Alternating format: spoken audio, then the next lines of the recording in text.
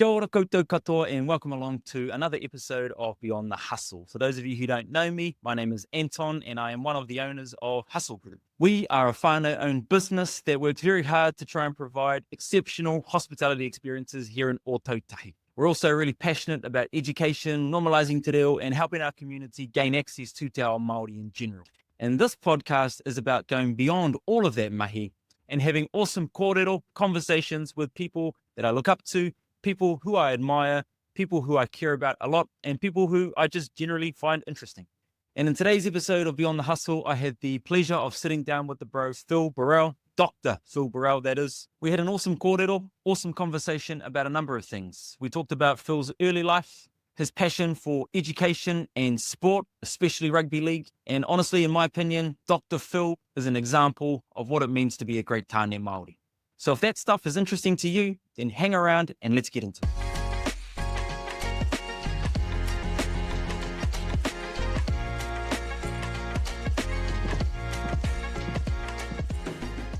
Tēnā koe, Phil. Tākuta, Dr. Phil. Appreciate you coming along here today and being on the podcast. I know you're a very busy person, so very excited and honoured and privileged to have you here today. Thanks, brother. Kia ora. I know you pretty well, but for those who are watching and listening who don't know you, why don't you just start by telling us a little bit about yourself, bro? Any version you want to give us? Yeah, cool. Here tēnei no tauranga moana, ko Ngāti Ranginui te iwi.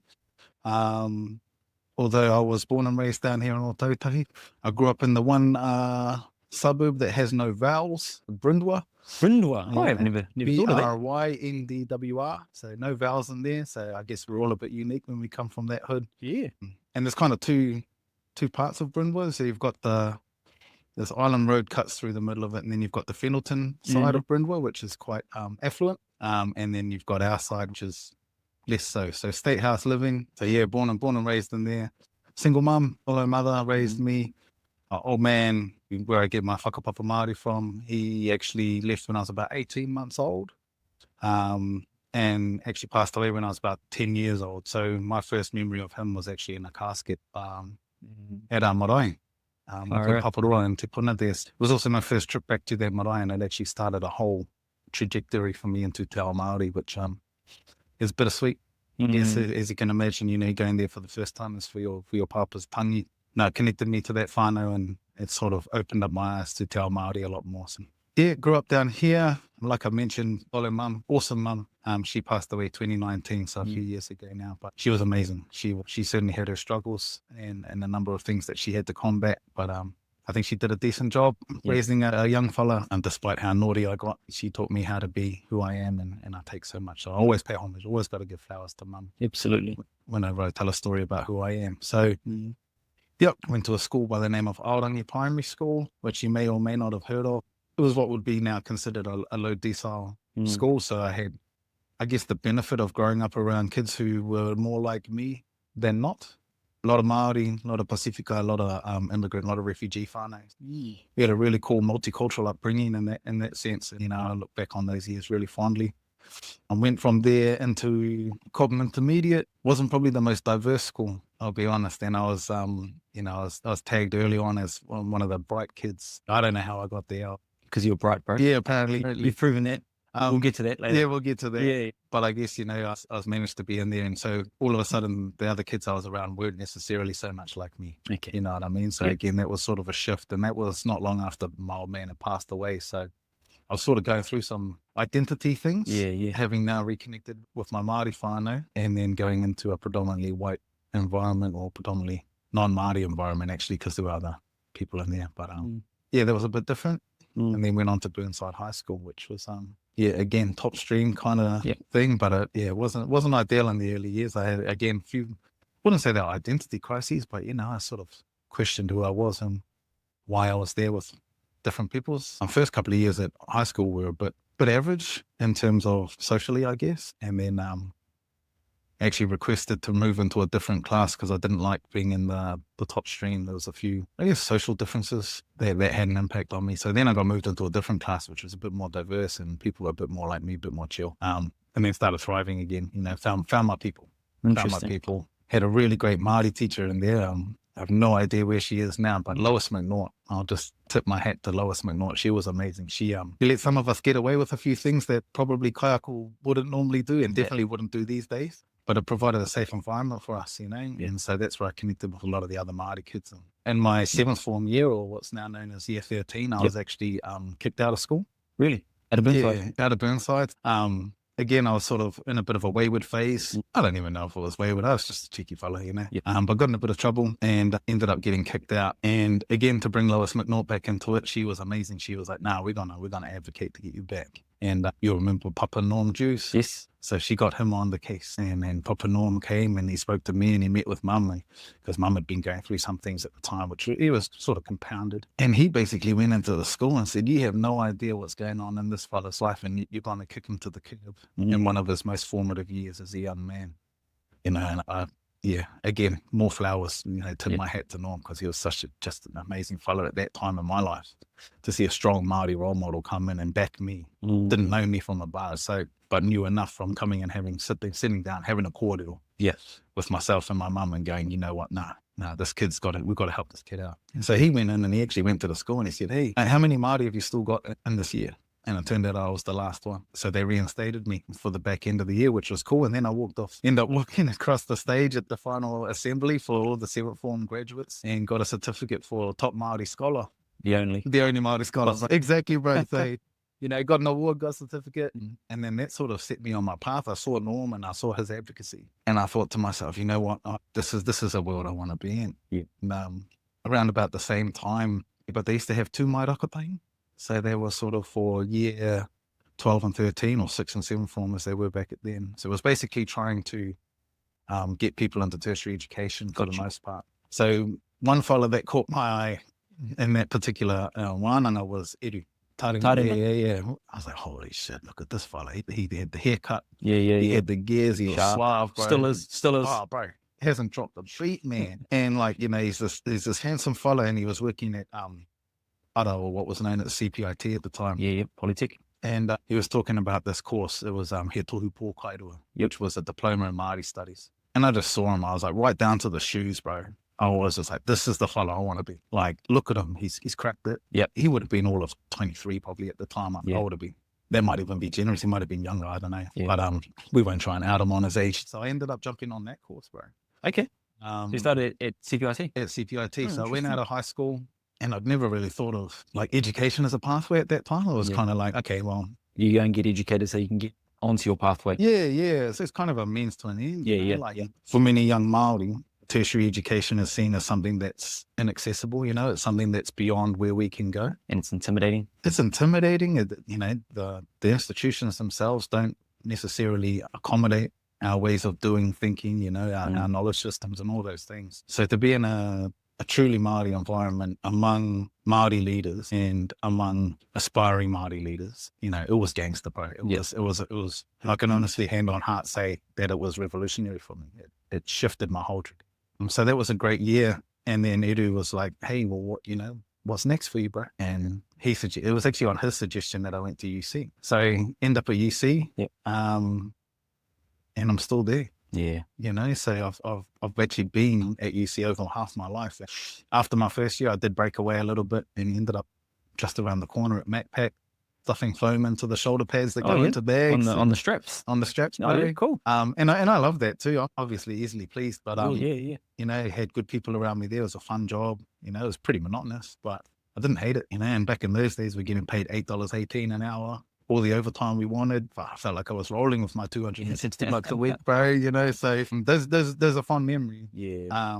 But then ended up back at uni because it was just like, you know what, I got to finish what I started. Yep. And completed my Bachelor of Arts in 2006.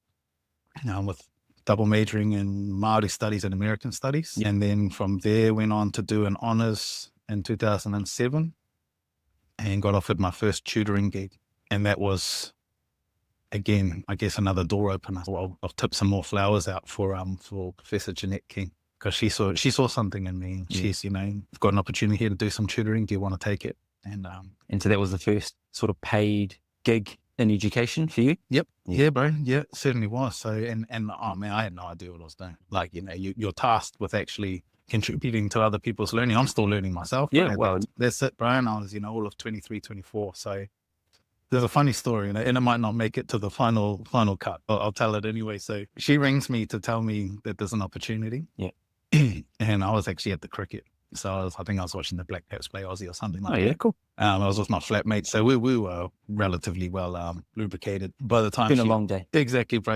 Cricket's not short. Yeah. So she rings me and she's like, "Oh, Phil, there's an opportunity." And I was like, "Oh, Jeanette, I got to be really honest with you. I'm actually really pissed. Can I call you back tomorrow?" And she's like, "Sure thing." Sure thing. And you're lucky she took your call. Oh, bro, that's it.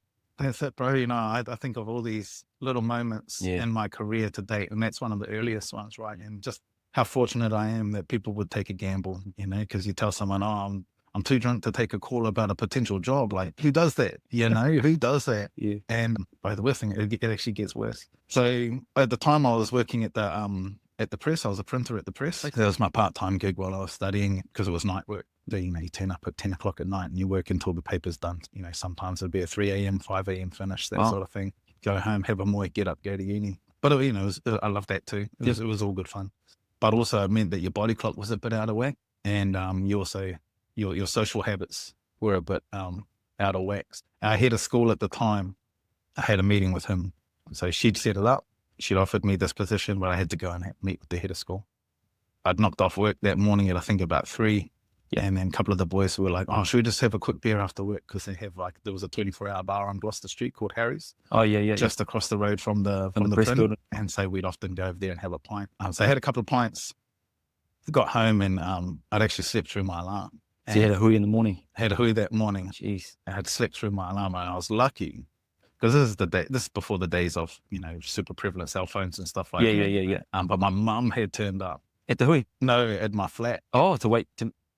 Get up, you got a meeting, you got a job interview. I was like, "Oh, shit, yeah. So I get in, I'm a bit disheveled. Yep. And then, the head of school was like, "You smell like you've been drinking." And I was like, "Look, I'm going to be really brutally honest with you. I work at a printing press. We knock off early. We had a couple of beers after work. Yeah, I apologize." And his response was like, "I really like your honesty." And so I'm not saying that this is a model for people to follow by any means. And times are certainly different now to they were then. If anything to take from that, be honest, and luck went my way, luck went my way. So yeah, that was my opening into this academic world that I'm in now. What stands out for me just hearing all of that whole backstory is that, there were some people who, well, you said took a gamble on you, but they obviously, my perspective is they saw some potential in you. They saw something maybe that you didn't even see yourself. I don't know. But there were a few people, talked about Kōrero, Juice, Jeanette, and others, Eru, who they just saw something in you. But those are key moments, eh? For everyone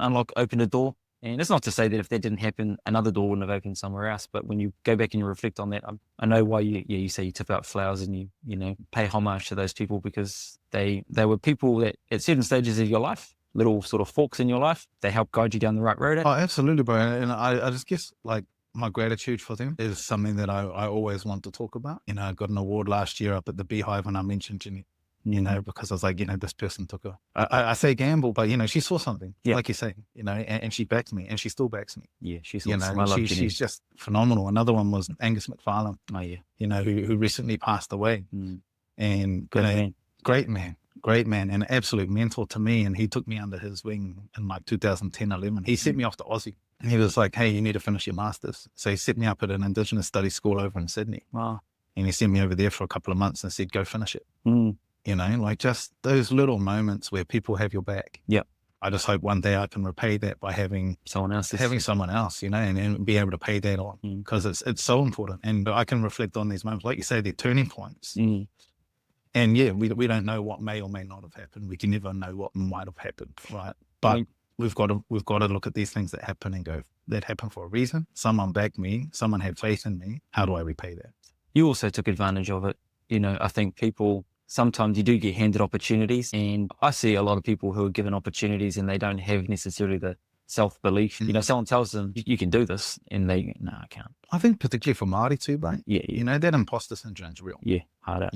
I still get it now. Yeah, we all do, I think. Yeah. But you obviously in those moments believed enough in yourself to go, "Sweet, I'll give it a crack." Yeah. Because it would have been really easy to say to Angus, oh no, it's all good. I'm good here. Yeah. You could have easily found a million reasons not to go. Absolutely. But you took it. Yeah. And look what happened. Exactly, bro. That's what I'm saying. Like, I'm just eternally grateful for everyone who's given me an opportunity or anyone who's had my back to ride through those opportunities here. Ultimately, we do what we do. You particularly with your philosophy around getting things done, the whole hustle mentality, right? Like, we have to do. And ultimately, it comes down to us, what we do and how successful. Even using that word's a bit tricky because how do we determine success? People have different ideas. Yeah. Absolutely, bro. But it is nice to have people behind you cheering you on. Absolutely. And telling you can do it. Yeah, makes it all the easier. Nothing beats that. Yeah. And obviously it starts with your mum. And I know she was special to you. I had that thought. There was a whakatauki that someone said many, many years ago at a tangihanga that I remember, and it was rākau pai, hua pai. Talks about, a good, healthy tree produces good, healthy fruit. Something like that. Or, kei ngā tamariki te whakatinanatanga o ngā mātua. And I always think that you can always, because I didn't know your mum, but you can tell a lot about a person by looking at their tamariki. You can. Yeah. When, like I said, I know you, I've known you for a long time, and I know the man that you are. That's all I need to know about your mum. Like, I know what it must have been like at home because here's the product, right? When you say, she was everything for you, I know what that means. Yeah? And it was obviously a lot because look at what she produced. Yeah, and as much as she was everything to me, I know I was everything to her. And not everyone gets to feel that. You know what I mean? Not everyone knows that they are the apple of their parents' eye. But she always made sure I knew that. And I think that's another big thing that I carry now too, is making sure that, my boys, even when we have raru, particularly with our big boy, him and I, we butt heads. By no means a perfect father, but I do make sure that he hears that I love him every day, And sometimes it's through gritted teeth, but it's, our little thing in our whānau is we always end with, I love you, and we follow that with always, and that's, for a long time, I made sure that was the last thing I said to him every night, always, bro. So, because, he knows what that is. Yeah, I remember my parents always saying, never go to bed angry. You should never go to bed angry, So even if you've had a really rough day and you've had you butted heads or whatever, you should always finish on something like that. I love you. Yeah. Yeah, that's nice. Difficult as well for mum to be mum and dad. You mentioned, not having dad around that. Yeah. Not an uncommon story that I've heard and on this podcast, actually speaking to a few men. Yeah. How important it is for mum to be able to be mum and dad. It's a tough gig. Think about having to navigate that, right? Like, it's tough enough to be a papa. If I had to be a papa and a mom at the same time, the struggle would be real, absolutely real. And, I certainly wasn't a model child. I look back and I think, there were definitely times when I was, for the want of a better word, an absolute asshole to my mother. As much as I love her, to bits. At the same time, sometimes when we're young men, we can't see past our own nose. We don't know how hurtful things are that we say. We don't understand completely what our parents are going through at any given time. So we're self-centered, right? That leads to behaviors or actions or words that are hurtful. And we know they are because you say them sometimes to be hurtful. And in retrospect, as someone who's a little bit wiser now, got the gray hairs to try and add to that. But I look back at those and go, man, she tolerated a lot. And she still gave me 110% of everything that she had. So if I can emulate, if I can be half the father that she was, I'll be happy. Awesome, bro. So after your masters, you come back from Aussie. So finished the masters, came back, and at that time we had, throw some more flowers out, Auntie Lynn Te Aiko was our head of school at the time. I got so much love for Lynn because she was, all right, what's next? You need to get onto a PhD. You need to do things. To be fair, after grinding out a master's, I really didn't want to do a doctorate, bro. Yep. I was just like, I've got a job. So, I should also mention, like, by then I'd become what was known as a senior tutor. So it's kind of like the lowest level of lecturers that we have at the university. Is that full-time mahi for someone? That was full-time mahi. Right, so you had a full-time job? I had a full-time job at the university. It wasn't continuing. So it was, rolling fixed-term contracts. Okay. So, it got a bit desperate at Christmas time because you didn't know if you're going to get the contract the following year. Got you. But, you kind of balance that out with other things. And, the lifestyle was good. So, I was still able to play sport, still able to have a good social life, study, and while teaching at the same time. So, it was an awesome career path. If I think of that as kind of the apprenticeship. Yep. That was really cool. And Lynn was sort of big on, okay, well, let's solidify some things get us to the next level. Because we were a pretty young Māori studies department at the time. Hamuera, you know, we were all kind of the same age. Kormene was there, then he left, came back. Hepati had been there. Like, we'd all come through. And so we were really young. So we didn't have the doctorates. We didn't have the PhDs. You know, you look at other faculties and departments around the country, around the world, you know, it's kind of, that's the standard. You have to have a PhD to be in these roles. And because Māori studies was a bit more nuanced and a bit more niche in terms of the knowledge that is shared, it gave us a bit more flexibility in terms of our qualifications, but we certainly had to be on a track heading towards that. So Lynn was a big driver of that in terms of me going into the PhD. She tried to set things up, but I was super reluctant, bro. I was like, oh man, just come off this master's. Yeah, I'm tired.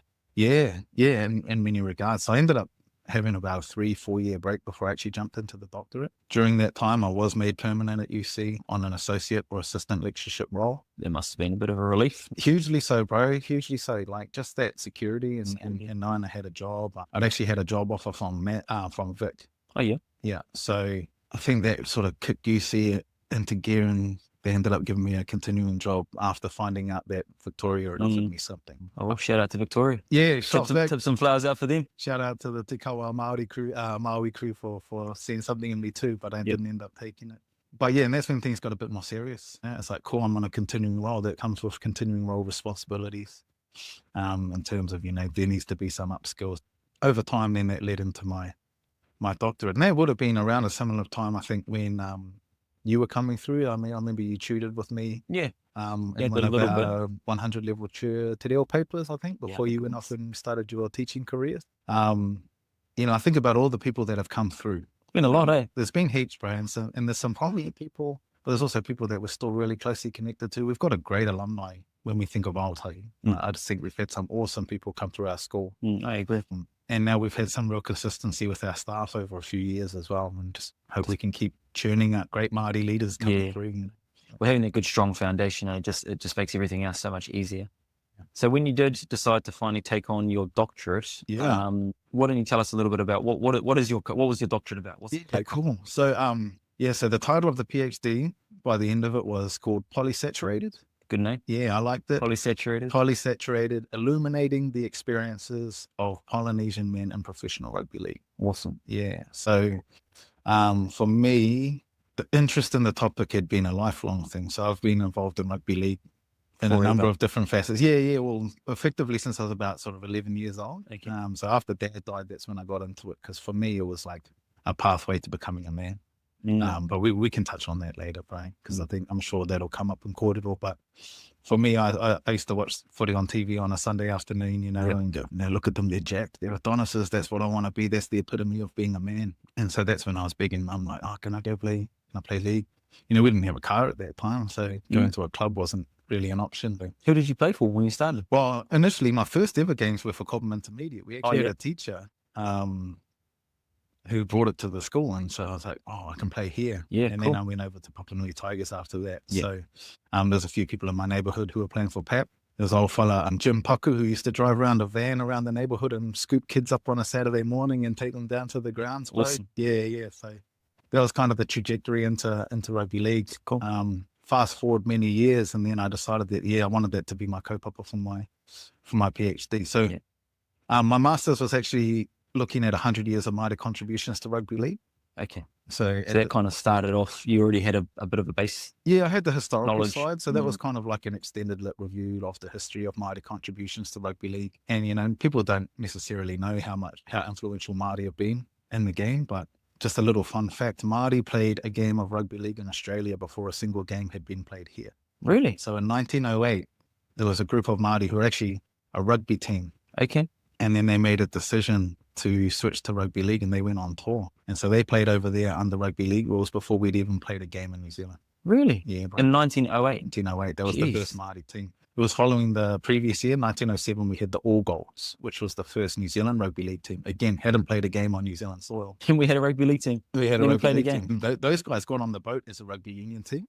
And then by the time they got to England, had decided we're going to play rugby league, and because it was professional. Right. And so they got remunerated for their time, things that rugby players didn't get. And that sort of started, New Zealand connection, Aotearoa connection to rugby league. And Māori were a huge part of it. They were in that 1907 team, the Māori team that toured Australia in 1908. They got invited back in 1909 because the tour was so lucrative. Really? And so if we look at the origins of like the NRL now, or the Australian Rugby League, a lot of that was bankrolled on the back of Māori tour. So in those early 1900s. In those early 1900s, bro. Yeah, we're talking, 115, 116 years ago. And so that for me was like, man, people need to know this stuff, right? Because rugby league's, got a high Māori participation rate here, but it always has. And so, so that was the Masters. And then getting into the PhD, around about 2015, 16, there was just a big spate of suicides, bro. A big spate of young people taking their lives who were in NRL pathway system. On their way to the NRL? On their way to the NRL, these young guys that, I think there was like 5 over a 2-year period, 5 or 6 that were of Māori or Pacific heritage. And for me as, someone who'd played the game, who was a avid fan of the game, a consumer of the game, so to speak, and becoming a bit of a historian of the game, I thought to myself, like, what's going on? Yeah. How can we stop this happening? Is it a cultural thing, or what's happening here? And so, because you would assume, on looking from the outside in, that if you're on a pathway to the NRL, things are going in your favor. Yeah, right? and isn't this the dream coming true? And it's a hugely lucrative career, right? You would have just seen Dylan Brown just signed a contract for I think 15 million over 10 years. Like that's where it can get to. Rugby league is, in our time now, a very viable and realistic career pathway for young people. It's set up that they can actually make a lot of money, albeit for a short amount of time. But that's any sport. Exactly. Professional sport is a fleeting career, no Yeah. matter what, right? But you're right. The opportunities now are as good as they've ever been. Yeah, absolutely. Even our rugby kids at the moment, you get paid more in the NRL than you're going to get paid in Super Rugby. To be a super rich rugby player, you've got to be an All Black. Yeah. So rugby league has been a viable pathway for some time. And since the sort of late 80s, early 90s, there's been a huge, what I term a Polynesianization, that whole polysaturation, where our people have seen social mobility through going to rugby league. So when our young kids have aspirations of being in a career like that, and then they're taking their lives, what's going on? Yeah, that was my light bulb moment. Like, what's happening here? What's going wrong? So my initial thing was, okay, cool. I'm going to do some research. And I'm going to look at how we can better support our young people going into a career in the NRL. That's where it started anyway. So that was the driver. It sort of shifted. And then, it ended up looking at Polynesian experiences, so Māori and Pacific experiences through the NRL, because while we see the glitz and glamour and we see the televised stuff, and obviously now we see a lot more on social media and things like that, we don't necessarily know the person. Well, we still only see the highlight reel on social media. Big time. Unless they want to share the real deal. And most people don't. A lot don't. So, some athletes now do. Yeah. And they're a lot more warts and all. But then obviously they've got contracts and they've got censorship and stuff about what they can and can't say in the public domain. Yeah. So it became an opportunity for me to talk to athletes and find out what their experiences were. And I loved it, bro. I loved every minute of it. I'll say candidly that I loved it. There were moments that I didn't love, the all-nighters and all those sorts of things when you're writing and transcribing and doing literature research and all the more monotonous stuff. But actually talking to people, something I love. And also, I mean, like you said, you were a consumer of the game. You probably got to sit and rub shoulders with some of these people that you watch every week and being like, this is pretty cool. That's it, bro. And I look up to this guy. Some of them were heroes of mine. Yeah. And I'm bound by confidentiality. Of course. Some of them were people that were household names. Yeah. And I'm sitting there having a coffee or chatting with them, and I'm like, holy heck, what's going on? This dude's my bro now. We're friends on Facebook. We text. And, there was a range of careers that I spoke to, right from guys that hadn't got to first grade. Yep. They'd been in systems because I thought it was important to understand the whole gambit. So 2 dudes I spoke to had 15-year careers, absolute legends, Kiwis reps, had won grand finals, things like that, right through to guys that went over when they were 16 and were back here by the time they were 19. Right. So it didn't work out. Yeah. And then everyone in between? And everyone in between. And because I was really conscious of not trying to define what success looks like in professional rugby league, because having a debut, having a televised NRL game, it's pretty massive. Not everyone gets to do that, right? Yeah. I think at the time when I was doing it, the average NRL career was 24 games. Really? So not even a whole year, not even a whole season. Or it might be a season without finals. Not everyone becomes the 50 gamer, 100 gamer, 300 gamer. 15 year. 15 years, exactly, bro. So it was an awesome experience getting to chat to these fellas and find out about their experiences, and heaps of similarities, heaps of common themes among them. They were all Māori or Pasifika. So we had Māori, Tongan, Samoan, and Kuki. through sharing their stories, we could see a lot of similarities, a lot of clear themes coming through, but also really unique stories too. So got to the end of it and basically got to talk about what were the common themes, but also knowing that not every pathway is the same, which I think is particularly for young kids at the moment who are looking at a career in professional sport. Like, not everyone's going to have the same pathway, not everyone's going to have the same trajectory, not everyone's going to have the same success, so to speak. But all of these guys enjoyed the ride, whatever that ride was for them. So what were you went into that kaupapa trying to understand why it was that so many of our young people who were on pathways to the NRL were ending their life, or maybe not necessarily always ending their life, but were ending up worse off than where they sort of went into the system. Yeah. What did you find, or what did you learn? What were the main things that you learned? So some of the key things for me in terms of my outcomes was having the right supports in place. Professional sport doesn't, I don't want to shoot myself in the foot by discrediting too many things, but professional systems don't always care about individuals. You adapt to their system rather than their system adapting to you. So you have to become the NRL. The NRL is not going to become Māori. Do you know what I mean? Like, it's the adaptation that our people have to go through to succeed over there is pretty significant. One of the guys I spoke to, he was 16 when he went over. He'd come from a pretty large family. I think he had 9 siblings. He was the youngest of them, living below the poverty line. And he went from 16 years old in a large family, eating on newspaper on the floor, to, by the time he was 18, being on a development contract of 80 grand at the time, $80,000 a year.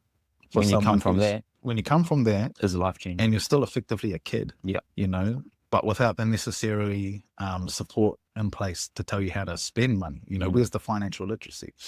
They have courses and they do enough to tick boxes. Don't get me wrong. But, hearing his kōrero and what he shared, like, straight away, alcohol addiction, gambling addiction, women. You're in the public eye. People throw themselves at you. People want to be your friend. People want to be your lover. On the other side of it, people want to scrap you out because they think you're the alpha and they want to prove there's so much that's happening at these people and their kids, bro. Yeah. He was 18 and he's got this going on and he's got money. It's a huge life change. It's a huge shift. And not, our young people they're just not prepared for that. They're not all prepared for that. That was one of the things, having the right supports in place where there was a lack of support. And one of the biggest support for Māori, and particularly Māori and Pacific people, is our whānau. Yeah. But professional sporting organizations, they tend to create, and again, I'm not speaking about all, because some of them are really good, but they create a distance between you and your whānau. On purpose? Yeah, I believe so. Yeah. Intentionally to make you theirs. Yeah. You conform to the club or to the system. And in order to succeed, you need to block out the noise that might be a bit more sentimental, that's coming from home. I can speak to a particular example, a guy, he's a really prominent player still, and had a really strong mother, amazing mum, and he went over at 17, and just the homesick. Actually, all of them spoke about being homesick when they left the country. But this guy in particular, he's like, bro, I was on FaceTime with mum every night crying. He was lonely, the cultural shock. It was a different world, and you're just getting flogged day after day. You're in the trainings. There's no genuine love there for you. So you go home, you ring your mum, and you cry to your mum, and you say, I don't know if I'm going to make it. I don't know if I can do it. And so this guy in particular, his mum said, look, I'll come over. And people at the club said, don't. To his mum? To his mum, don't come over. Don't soften him up. And I think even his manager at the time was like, no, we need to get him away from, I guess they might have assumed it was like over nurturing or something like that. But this kid, he loved his mum. Like, he's a self-confessed mummy's boy, and he still is. And, he's the first one. Any interview he does these days, he talks about his mother, And so to try and create a separation there, we know how important whānau are for Māori people. If you take that away, it's your main inspiration. Support. Yeah, you network, all of your things. It's everything, right? Whānau's everything. That. You take that away, how do we expect these kids to thrive? Now, some of the Australian kids, they do thrive in that environment, but they've come through schooling systems where that's the norm. Yeah. You're right. Because if you've come through a system and, like, even if you've gone off to, say, a boarding school, you're already training yourself to be separated from your whānau for long periods of time. It might be easier for you to step into that type of environment and succeed, but if you've come from the environment that you described, It's tough. Yeah, and all the sacrifices she made to allow him to get into the position to be there, you know, and that's one thing as well, you know, one of the guys was... Put pressure. What about, I mean, if you know, because he wouldn't have been blind or ignorant to all of those sacrifices. No, he knew. So to be calling mum and going, I don't know if I'm going to make it, knowing all of the sacrifices that you've made in order for me to be here, even that phone call was hard. That's hard, bro. And, you know, in many ways, that's probably his way of saying, I know how much you sacrificed. Yeah, but I'm struggling. Yeah, and I need you to help me. That's the call for help, right? Yeah. You know, like, it's not I need the team, or it's not I need the NRL, it's I need mum. You know, I need my mum in this moment, because the only person I can tell this to is mum. And, you know, other guys would tell me, you can't go to the coaches, because if you express any form of weakness, you're on the putting bench. Yourself right to the back of the line, you know. And even their wellbeing officers, they're like, you know, I didn't want to go and talk to the wellbeing officer. It's their job. They're a wellbeing officer. They're charged with taking care of your wellbeing. And these guys, you know, and it might be a cultural thing, you know, where we don't always open up to people we don't know. But yeah, the fact that they didn't want to talk to those guys, it's telling. I mean, I don't know if this is if this still goes on, if it's as prevalent today as it maybe was when you were doing your initial research. But I feel like if you were an NRL club, any professional, I'm not picking on the NRL, but if you're in an NRL club reading this type of research, there's an opportunity there to do things differently and just get so much more out of those players. And by bringing the whānau in, you know? Exactly it, bro. And that's where it sort of pivoted, you know, rather than what can I do to support them? Let's illuminate the experiences. Let's share the experiences so people can actually know what these young guys are thinking and feeling as they go through it. So yeah, that support thing, or the lack of, was a really big thing. Identity was huge, because every brown kid that goes over there to play footy, they're drawn straight to the other brown kids. Right. You know, so they find their support among their peers who look, talk, you know, all those things. That's the tribal stuff, eh? Yeah. I mean, that's how humans are hardwired. We're hardwired to find and hang out with people who look like us, who speak like us, who think the same things, eat the same kai as we do. Yeah, bro. We want that familiarity, right? That's right. Yeah. And so a lot of these guys, that was their natural inclination. So some of the boys would find churches that would, you know, replicate what they had at home. Others would find whānau that, I don't know, had a pool and allowed for all the Māori boys to go and congregate and hang out in this pool and have barbecues and all that sort of stuff. Yeah, bro. But they're just looking for whānau. Yeah, of course. They're just looking for whānau. They're looking for family, because that's their predominant support network that they have at home, and they've gone somewhere where it doesn't exist. So those were a few things. So support, the different pressures. Did you have an opportunity to share back any of this with some of the movers and the shakers in, say, the NRL space? Well, yeah, funnily asked, I was really fortunate. So in 2022, I was actually at a sport and mental health conference over in Wollongong. Oh yeah.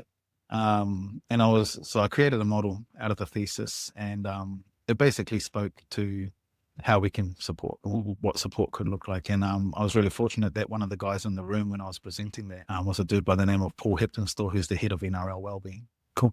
Yeah. And so we've stayed in touch since then. And another amazing wahine, Carmen Taplin, was in the room at the time, and she's currently the wellbeing person for the Gold Coast Titans.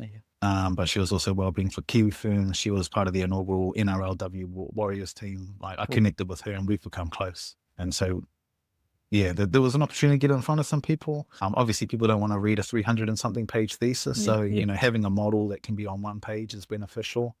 I've used it to help talk to young people about pathways as well and stuff like that. And it has been used? Do you think any of it's been taken on board in any real way? Or not really? I don't know. Still working on that, bro. Because it is, I guess, it's a simple model. I may as well unpack it, eh? So I call it Te Waka Kōtihi. So, you know, Kōtihi sort of being the peak, which is it's a bit funny thinking of a waka on the peak of a maunga, but, you know, it was my limited reo trying to put two things together. Yeah, I get it. And the model itself is actually a waka ama. And the idea behind it, you know, having spoken to these guys, was that, you know, you've got your waka, your tākiri, the hull of a waka. And, you know, without an ama, you can paddle on a lake. You know, it's pretty safe. You're buoyant. You know, you're stable. Ish. Yeah. You know, so long as you've got your own balance. So you've got to keep paddling. Yeah.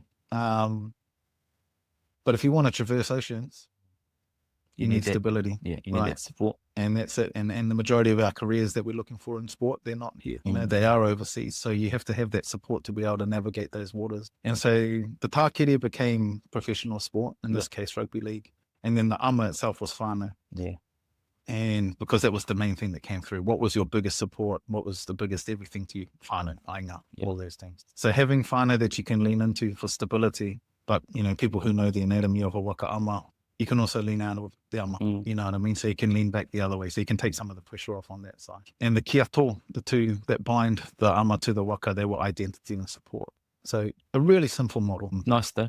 Makes sense. And it was sort of designed in a way that, you know, is not trying to hate on our Australian cousins, but, you know, something that they can understand that's got the cultural components that our people need, but is easy for them to understand. Kind of how Te Whare Tapawhara is so universal, you know, like because it's simple and it's effective. So that was the idea behind that model, was to be able to create something that allowed us to go, we need stability, and this is what can give it to us. Yeah, it is simple to understand. I mean, you explained it to me in a couple of minutes and I get it. I guess we can only hope that, like I said, if I was in an NRL club looking at there going, there's an opportunity here to get 10, 20, 30, 50, 100% more out of all of our, especially our Māori and Pasifika players, I'd be jumping at that opportunity. Yeah, it's bro. The best investment so, you can you know, you never know, they might watch this. Hey, who knows? They'll get it out there. But I guess also things have changed considerably in the last 5 years. So when I was doing the research, we didn't have... there wasn't an RLPA, so you didn't have the Players Association at that time. Okay. You know, we were advocating really strongly for player rights, and particularly in the women's game, and trying to find equity and stuff like that. So things are definitely heading in the right direction. I think the wellbeing officers that they have now are much more attuned and skilled, and Carmen actually helps each year with a NRL wellbeing conference where she uses different models as well. So things are there, but like anything, they can always be improved, bro. Of course. Yeah. I know that, like me, you wear lots of different hats. You've talked a lot about education, lecturer, and being involved in education. But I know you're also a papa. You love rugby league. You're a tāne Māori. All of those things and more. It's a lot to juggle. I find it really hard personally, and I also feel really bad at times. And this came up in a recent conversation with the bro Aaron.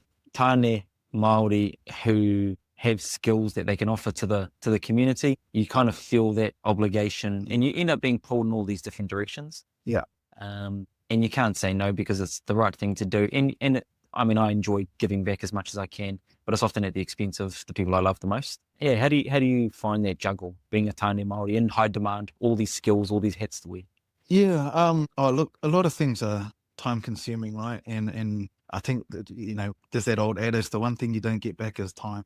I like to think I'm trying to balance leaving a mark or a legacy and helping, and like you say, giving back where you can, because, you know, if you have a particular skill set that's necessary or that can help, then you want to give it. Especially, I suppose, listening to your story, and you even said so many people gave to you at key moments in your life. Yeah. I guess, you know, you feel that, you remember that, and you want to make sure that you leave that mark on someone else as well, eh? Yeah, and I guess, like I was saying before, gratitude drives a lot of what I do, because people have stuck their neck out for me and people have advocated for me. So I want to be able to stick my neck out for people. I want to advocate for people. I want to support people. You know, for 6 years, my wife and I, along with HEPS, we ran a community gym. Yeah. That saw us getting up at 5 o'clock every morning, coaching people before we went and got our boy ready for school, and then dropped him off, and then went to work, came home, did it again. And then, you know, you have those commitments, being a board member or on different committees. You know, I'm chairman of Canterbury Rugby League now. You know, it's awesome. It's all time consuming, but it's all rewarding, you know, and I think that's what we've got to keep in, I guess, the periphery of our vision, is that, you know, do you get joy from this? Is it rewarding? Because if you're not getting joy from it, then that's when I start pulling away from things. As if it's not giving me joy, or I can't see the immediate, well, not immediate, but if I can't see the benefit. It's hard to justify it, eh? It is, if it's coming at the cost of your whānau. Yeah. You know, and I'm a whānau person. Like, I love being at home with my kids. I love being home with my wife. You know, and like yourself, you know, I know you said, you know, you got Mana's game at 4 o'clock this afternoon. That's in your calendar, right? Because that's a non-negotiable, you know. It hasn't always been like that, to be honest, bro. Yeah, I'm working on it now. Yeah, and I guess that's sometimes we can be a bit hard on ourselves too, bro, because you have to balance. Finding that balance, and sometimes you'll beat yourself up for something that you've missed, or I try not to miss things when it comes to the kids, but it's not always doable. It's not always, you know, some things are unavoidable. I'm working on it too, bro. I guess I don't have a real strong answer, but one thing I'm getting better at is establishing boundary. You know, I'm getting better at saying no to things. Yeah. Which doesn't come easy. I'll be honest, I'm a self-confessed people pleaser, bro.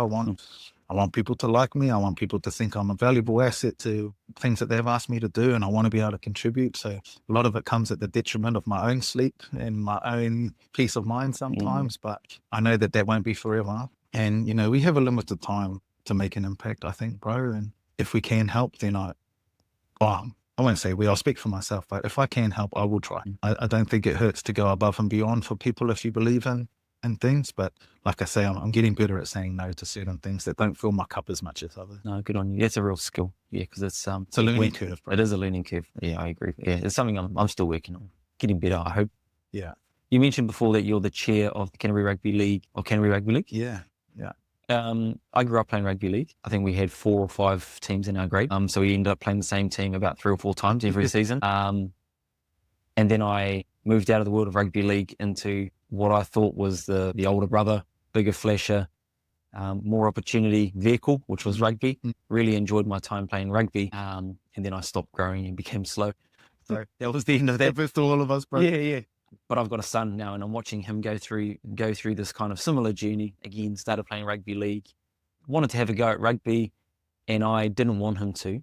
I'll be honest, I didn't want him to. But I also didn't want to be the dad who was, trying to tell his tama what to do and what not to do. So I let him go, and went with our full support. And he had a good couple of years there, but he's found his way back to league. Yeah, he's a little gun, bro. He loves it. He's got some skill. But one thing I have noticed, and I'm sure others have as well, is rugby league has just the trajectory that it seems to be on at the moment. It just keeps going from strength to strength. What do you see in the game at the moment? Where do you see it heading in Aotearoa? Yeah, absolutely growing. Absolutely growing. And a lot of that's off the back of the NRL product. They've got a great product. Entertaining, eh? It is, bro. In all fairness, I watched the Crusaders on Sunday, and I reckon that's the first time I've watched them in maybe 5 or 6 years. Just Super Rugby hasn't interested me. But that's me. I'm a leaguey. I'm not trying to... You're biased. Yeah, I'm biased, bro. Yeah. So I'm not trying to cast a shadow over it. But the NRL product for some time now has been superior, and it's taken over Australia. 2023 Warriors had a bumper year. Up the wires, all of that, and kids started seeing it, and so we had a huge jump in registration. So if I think back, 2008 when we won the World Cup, when the Kiwis won the World Cup, bro, and we had Benji, Nathan Kalis, and Isaac Luke, team full of legends and living legends.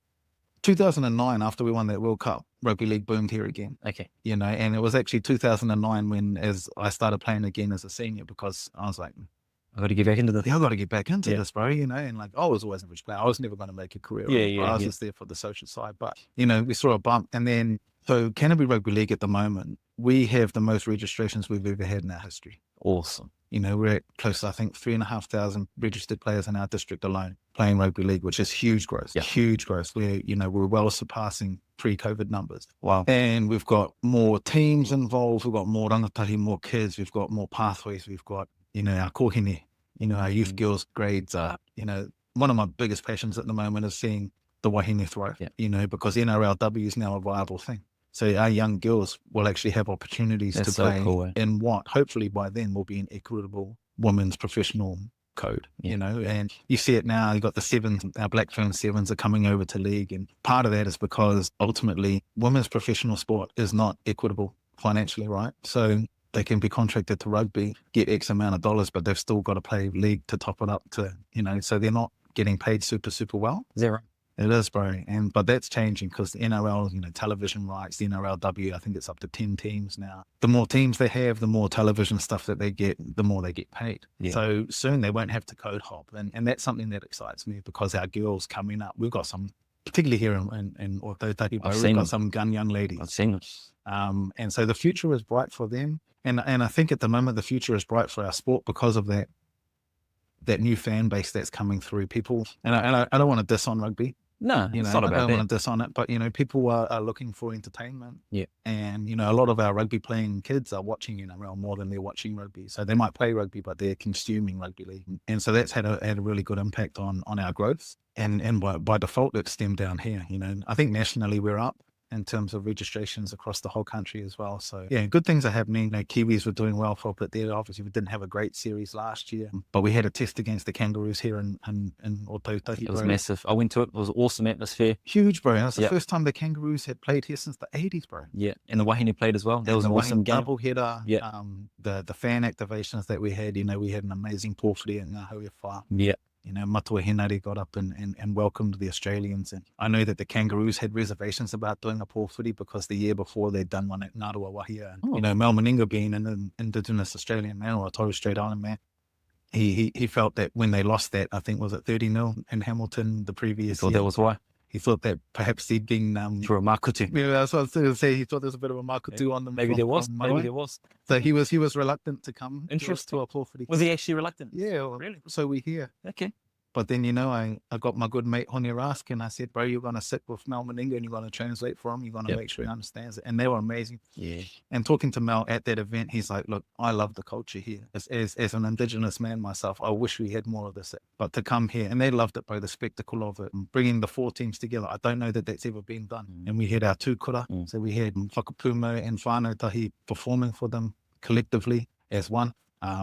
And then at the end of the pōwhiri, when we were, you know, whakanoa having a kai, and we had all 4 teams, as you know, and it was actually Gail Borton, who's one of the Kiwi ferns. It was her idea. She said, let's all get on the stage with these kids and take a photo. So we had 4 teams, 2 kura, in 1 photo. And I don't know if it's ever been done. I won't make as grand a statement to say that it was groundbreaking, but for me, it was a moment. moment. Goosebumps talking about it, bro, because that was a moment that I'll never forget. I'll never forget that we were able to have that cultural component as, you know, as someone who's proud Māori, not only to have them in our marae and have them in our ngāhui whā marae, but together, united with 2 kura. Yeah. You know, how gangster is that, bro? Well, the next day, I mean, also when that happened, I mean, it was all over social media and I had a bit of FOMO. Yeah, I'll get you the invite next time. Yeah, saw it all over social media, thought it was really choice. The next day, Jordan Ricky turns up to Te Ōtautahi. Yeah, bro, on his own accord. On his own. Stayed for ages. Yeah, the man signed my son's backpack, signed Mana's backpack. And I don't know, that was what, just over a year ago? Something like that. Yeah, it was last October.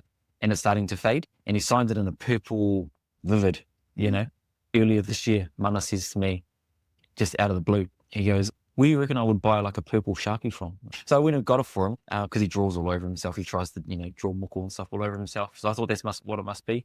And I got home and he's going over Jordan Ricky's signature. Yeah. I mean, but those are the sorts of things, bro, that bring tamariki out. They fall in love with the game or the player. Yeah. It's those little moments. You know, people like Jordan Ricky, they don't know how meaningful that is. I think Geordie's the perfect example, bro. Yeah. Every time he comes here, whether it's a bye weekend or in the off season, he gives back, you know, and like you said, he went into kura. That was his own thing. You know, that wasn't a club, a Kiwis enforced engagement or anything like that. No, he wanted to give to the kura. A couple of years ago, when he was here, a few of us went down to the park. He was going to do some training and he invited a whole bunch of junior Pathways kids. Cool. All right. This is my Broncos off-season training. Do it with me, you know. And then not only that, he sat down afterwards and he just sat there talking to them for about an hour about his journey, what it takes to make the NRL. Like, bro, I think he's the prime example of just a good, humble kid who's cracked it. And he's a 50 gamer now. He'll crack 100 games, I'm sure. He's a Kiwi player now. He's had his debut. And like you said, that's rare. Crowd. That's rare to get to. It is rare, bro. And he's just got such a good head on his shoulders. Good parents as well. And voted number 1 best looking man in the NRL, bro. So, you know, to be able to stay as humble as he is with that kind of accolade, bro. Yeah, no, he's the man. Yeah, to go back to your question, I think rugby league's on the up, but we've got a lot of work to do to make sure that stays like that, you know.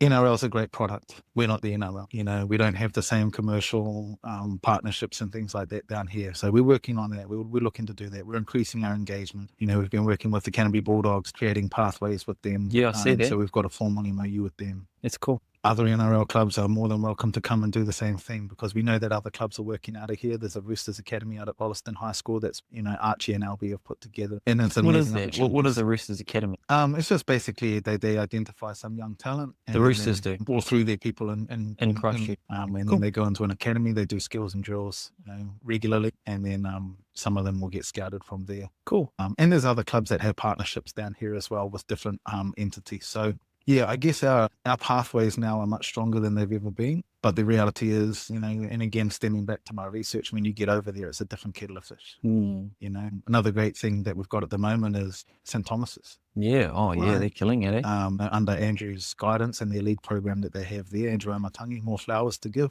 But, you know, they've won the National Secondary Schools tournament twice in a row. I think a bit of a dark horse the first year. Everyone and people thought it was a bit of a fluke. Yeah, like, Christchurch team, you know. And then they came back and did it again. Did it all over again. And, you know, a lot of kids from that school have gone into pathway systems as well. So we see them over in Sydney. A lot of kids have gone into Warrior system as well. You know, we've got really good things happening. So I think the future is bright. What advice would you give to a papa who wants to who's got a son at home, he's only 10, wants to go and be the next Jordan Ricky. Yeah. How do you balance that? You want to support, you don't want to push, but I mean, you want to support your tamaiti and help him and, my other tamariki as well. Yeah. Go out and have a good crack at their dreams. But it's a real delicate balance, eh? You don't ever want to over push. Look, Mana's got to drive it, bro. If he's got the motivation and the ambition, you do what you can within reason to make sure that he does that. I'll speak back to one of the participants of my research. He pointed out that his father was a real hard driver on him, and it actually made him fall out of love with the game at one point. Doesn't surprise me. And so he was, this guy was a household name. He was one of the 15 season guys. So obviously he didn't fall out of it enough to not play. He played a long time, both here in Australia and over in the UK. But one of the biggest things, so I talked about whānau being the biggest support. It can also be one of the biggest sites of complexity, because if you become overbearing, then no longer it is your child's ambition as it's yours, and you're starting to live vicariously through your son. You know what I mean? So I don't really know what my advice would be, other than to try and get around the different pathways, find out who are in the systems, make sure that you talk to people who've been there, done that before. If you're talking about Geordie, Janelle's great, and she's real honest about what they've gone through as a whānau to ensure that he got there, and then the amount of support that she had to give. So, there are people out there that can definitely support with those things, but the key thing is just make sure he's loving it, bro. Like I said before, if you're not finding joy in something, if you're doing it because I've told myself I want to make the NRL, and then every waking moment is about that, that's not going to be fun. You know what I mean? And he's 10, so everything should be about fun. It's non-competitive, the grades that he's playing at the moment, right? Until he gets into those youth grades where they have grand finals and stuff like that. At the moment, it'll be just like, hey, bro, have fun. Go out and enjoy it. Upskill as much as you can. Watch as many Benji Marshall highlights as you want to. Who's the guy now? Probably like a Kalen Punga or a Sean Johnson. But just enjoy it, bro, because, opportunities will arise. Opportunities will arise. They're always out there.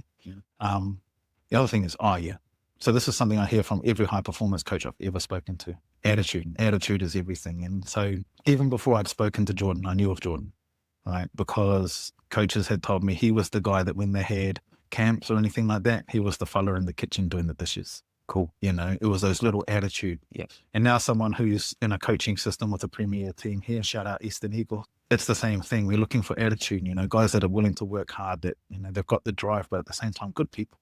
And humility, Humility, bro, but you've got to be able to want to help others. You've got to be a team player. You've got to be able to adapt to the cohesion that's required. You can't, you might have all the talent in the world. You might be a super freaky talented player, but that's not going to get you everywhere if you're a dick, So true. Yeah, just little things like that I think are really important to keep in the back of the mind. Yeah. Absolutely. I mean, I know with your background in obviously Te Ao Māori and just your knowledge around hākinakina in sport, you've got a lot to say in that space. Yeah. You teach a lot about Te Ao Māori and hākinakina sport going sort of as one. Do you want to share a little bit about that? What do you got going on at the moment that's got you excited? Yeah, bro. I mean, I think Te Ao Māori and hākinakina are very much intertwined. Right? We've been doing sports since time immemorial.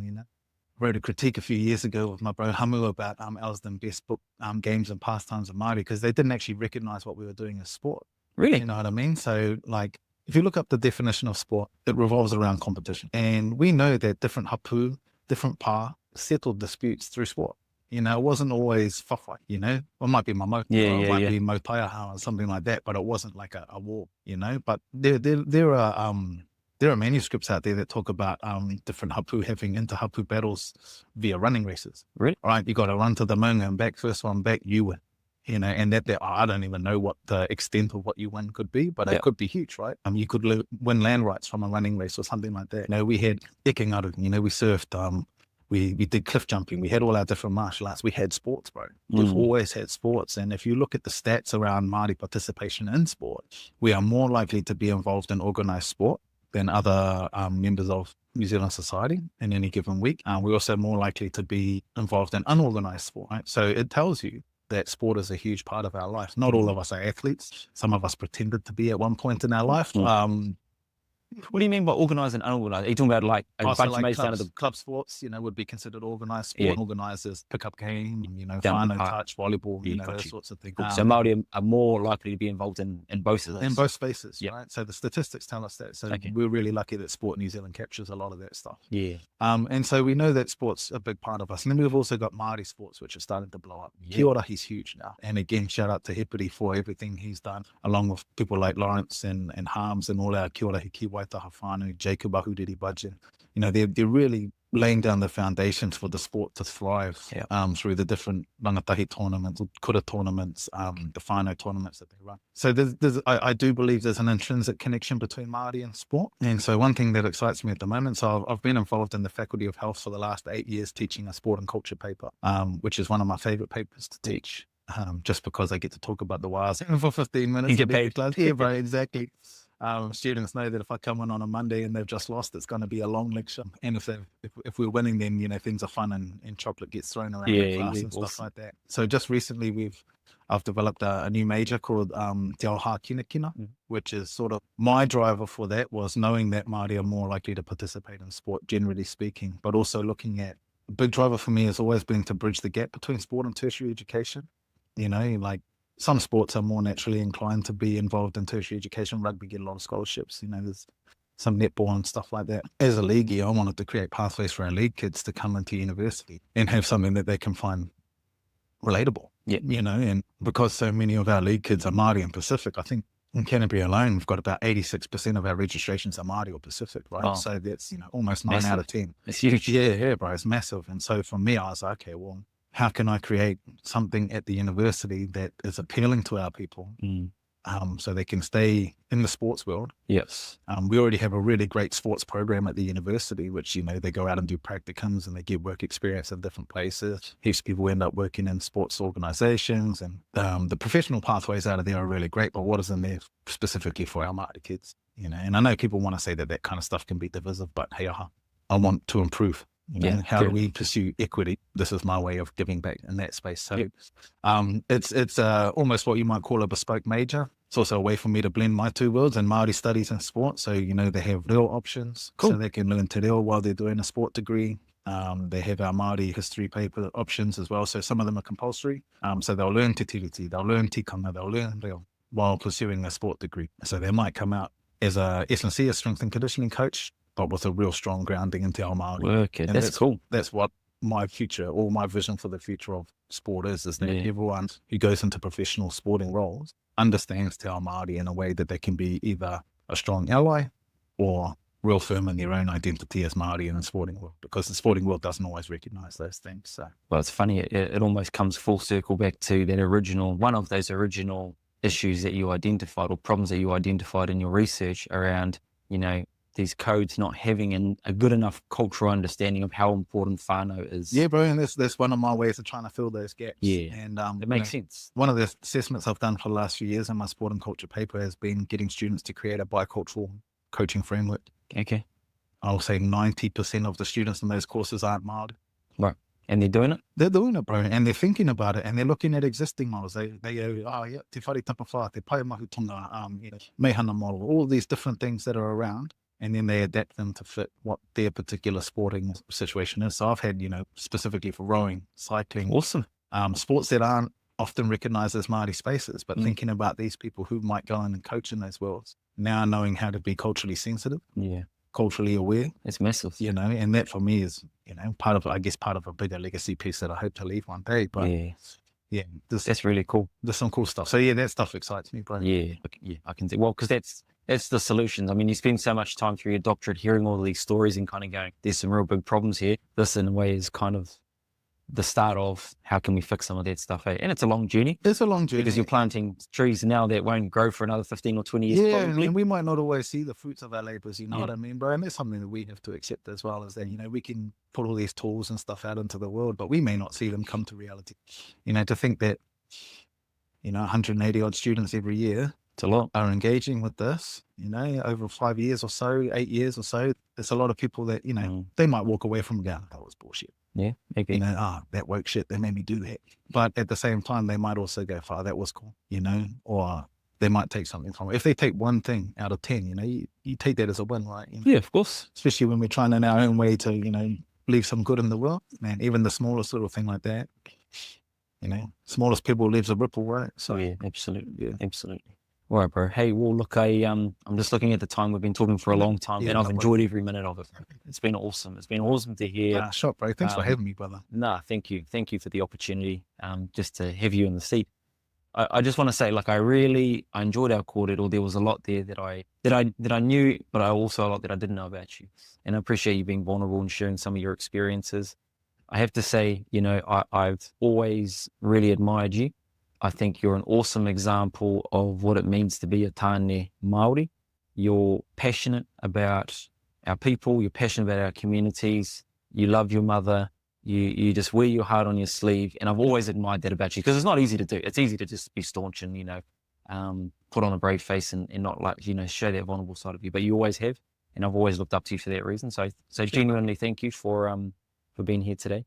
And thanks for sharing your story. It was awesome to hear, and really exciting to hear some of the things that you've got in the pipeline, and just the potential to change some of the things that you've shared with us today. The potential to change some of those systemic problems in the mahi that you're doing at the moment is awesome.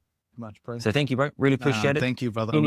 Any final kōrero that you want to share, or you done? Just keep doing the things you're doing, bro, because you're killing it, man. You're killing the game, bro. And I was, like I told you, I was such a fan of your advocacy, you know, and you're the fish swimming against the current a lot of the time, you know, and particularly in the wider society. So I just appreciate that you continue to hold that path, because that's opening up space for other people to come in behind, bro. And that's gangster. Appreciate it, bro. Appreciate you. Yeah. Awesome. I'll leave it there, eh? Sure, brother. Sure, brother. Thank you.